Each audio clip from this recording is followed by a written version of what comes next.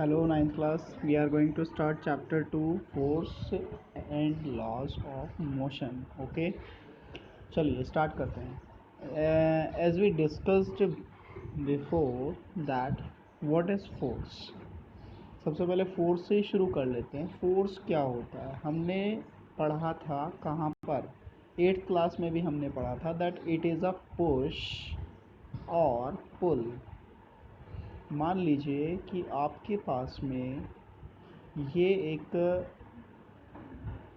क्या है, एक बॉक्स है, ठीक है. आप इसको फोर्स लगा रहे हैं तो इट मे बी मूव और नॉट बी मूव, या तो ये मूव होगा या नहीं होगा, दोनों में से एक ही बात है. लेकिन फोर्स तो आप लगा रहे हैं ना, तो इसका मतलब ये हुआ कि फोर्स आप पुश कर सकते हो, आप इसे पुल भी कर सकते हो, बट इसमें कंडीशन है दैट इट विल मूव और ट्राई टू मूव. ठीक है ना. आप क्या करोगे, या तो ट्राई करोगे इसको मूव कराने के लिए, या फिर आप इसे मूव कर दोगे. आप इसके शेप और साइज़ में या पोजीशन में कोई भी चेंज ला सकते हैं by using a force. That is why now अब आगे पढ़ लेते हैं बेटा थोड़ा सा. चलिए देख लेते हैं. इसमें बहुत सारे एग्जांपल्स मैंने लिखे हुए हैं. What is force, types of force में दो तरह की मैंने डिवाइड किया हुआ है. क्या क्या डिवाइड किया है मैंने, यहाँ पे ध्यान से देखिए. On the basis of movement, balance force and unbalance force. अगर ये बॉक्स है, इस पर बहुत सारे फोर्स लग रहे हैं, बहुत सारे फ्रेंड्स आपस में मिलके इस पर फोर्स लगा रहे हैं, लेकिन ये मूव नहीं हो रहा है, तो इस तरह के फोर्स को हम बैलेंस्ड फोर्स कहते हैं. लाइक टग ऑफ वार, जब दो तरफ से रस्सियाँ खींचते हैं बहुत सारे लोग, तो और वो कहीं नहीं जाती, बीच में स्टेबल हो जाती है, then it will be a condition of balanced forces. और अगर वो इधर या इधर मूव कर जाती है then it will be called unbalanced forces. एक तो हो गया मूवमेंट के बेस पे.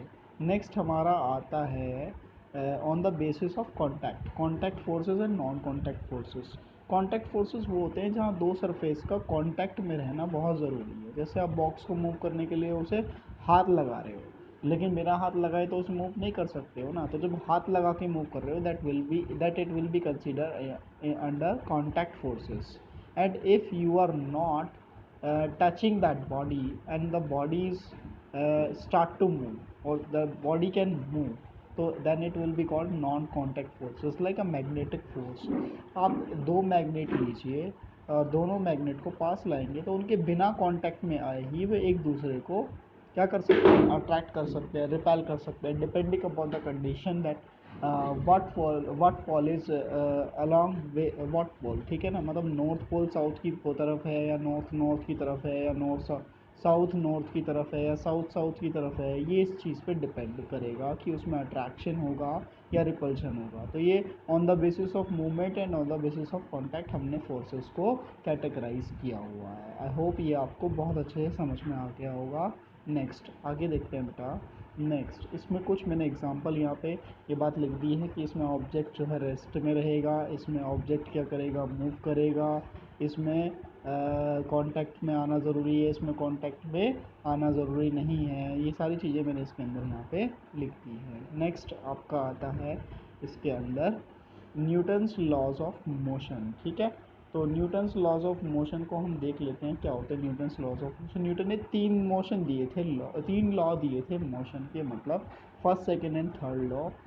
इन्हें फर्स्ट लॉ और सेकेंड लॉ और थर्ड लॉ के नाम से भी जानते हैं, और इनका एक अलग अलग नाम भी होते हैं. फर्स्ट लॉ को हम लॉ ऑफ इनर्शिया कहते हैं, सेकेंड लॉ को हम लॉज ऑफ मोमेंटम कहते हैं या laws of change of momentum कहते हैं, और थर्ड लॉ को हम एक्शन रिएक्शन लॉ भी कहते हैं. ठीक है.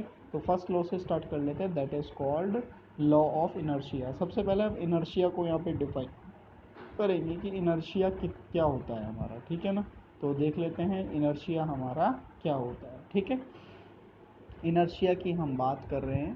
तो इनर्शिया क्या होता है. इनर्शिया किसी बॉडी की स्टेट है जो अपने आप को मूव नहीं होने देना चाहती. इट मीन्स जैसे कि मान लो वो उसी स्टेट में रहना चाहती है, इसे इनर्शिया कहते हैं. जैसे मान लीजिए ये बॉडी, ये पत्थर है, कि ये स्टोन है, ये रखा हुआ है, तो ये चाहता है कि ये रखा ही रहे, ये थोड़े चाहता है कि ये मूव कर जाए. तो ये इसे इनर्शिया कहते हैं. इसकी अपनी प्रॉपर्टी है. आप बैठे हो, आप मूवी देख रहे हो, आप फ़ोन चला रहे हो, आप खाना खा रहे हो, कोई आके आपको उठा दे उस काम को करने में, तो क्या लगेगा.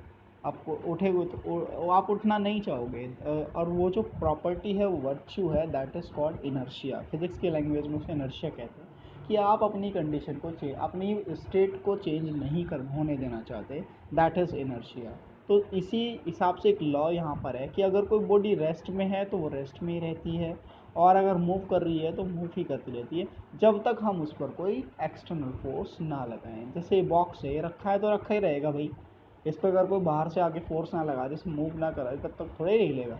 तो इसलिए that is called law of inertia. अब इनर्शिया जो है हमारा 3 तरह का होता है। इनर्शिया ऑफ रेस्ट होता है, इनर्शिया ऑफ रेस्ट, एक होता है हमारा इनर्शिया ऑफ मोशन, एक होता है हमारा inertia of direction, inertia of direction.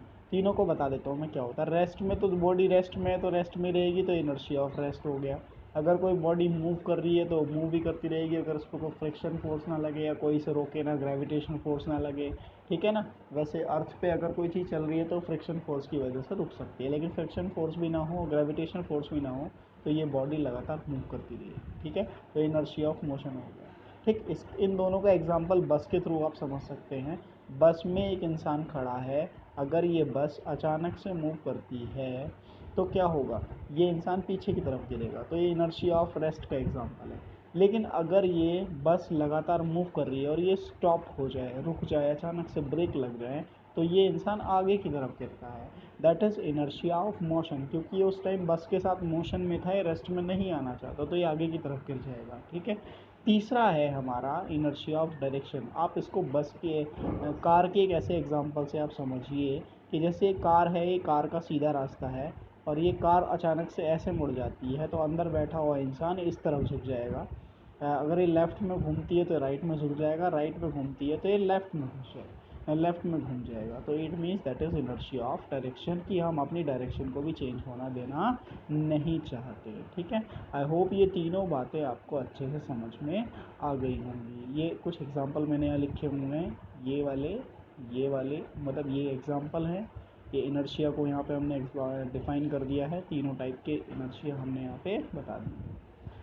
Next second law पढ़ने से पहले हमको पढ़ना है बेटा momentum. What is momentum? Momentum क्या होता है? किसी भी बॉडी का जो मोमेंटम होता है वो होता है आपका, जस्ट अ मिनट, हाँ, मोमेंटम जो होता है किसी भी चीज़ का होता है, momentum is equals to mass into velocity. It means किसी भी चीज़ के अंदर जो मास होता है और उसकी जो वेलोसिटी है, उसके प्रोडक्ट को हम मोमेंटम कहते हैं, ठीक है। सिंपली ये एक वेक्टर क्वांटिटी है, ठीक है, और उसकी डायरेक्शन हमेशा वेलोसिटी की डायरेक्शन के साथ होती है, ठीक है ना, कोई दिक्कत। इसकी यूनिट की बात करें तो मास की यूनिट क्या हो जाएगी, केजी। वेलोसिटी की क्या हो जाएगी, मीटर पर सेकेंड, तो किलोग्राम मीटर पर सेकेंड इसकी यूनिट हो जाएगी, ठीक। नेक्स्ट आगे देखते हैं। ये Newton second law of motion है। फिलहाल हम मोमेंटम तक ही इसको छोड़ देते हैं, नेक्स्ट वीडियो में आपको फिर हम इसके सेकेंड लॉ को पढ़ाएंगे। Okay, thank you.